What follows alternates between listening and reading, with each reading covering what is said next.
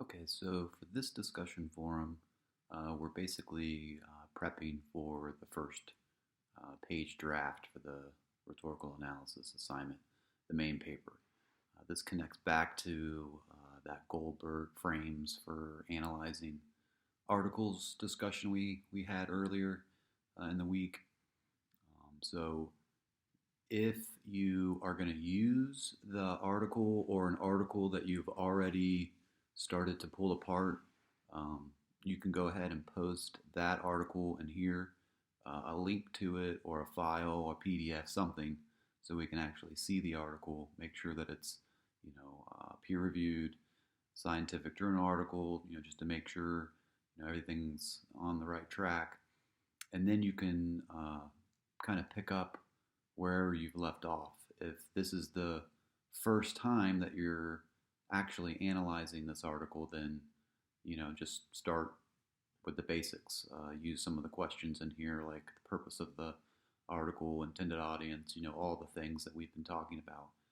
If you've already started to address some of those questions and ideas in an article, in a previous discussion, or something that you've already started, go ahead and bring that in, but then make sure that you're building on those ideas, or you're addressing additional questions that you haven't addressed yet. There's certainly a bunch of things that you can start to point out and analyze, more closely. So again, if this is the first time you're looking at the article, just start with the basics.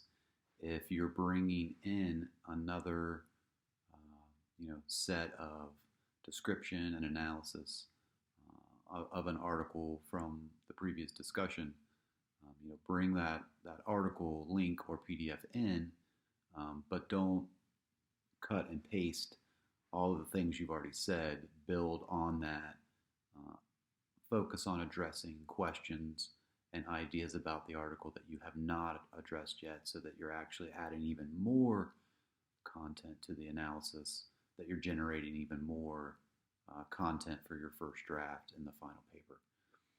So again, this particular assignment is designed to generate actual content for the first page draft of your rhetorical analysis. So we want to make sure, first and foremost, that you're analyzing the right type of article, the right type of source, and then we want to make sure that you're starting to generate some content based on questions and ideas that are specific to rhetorical analysis.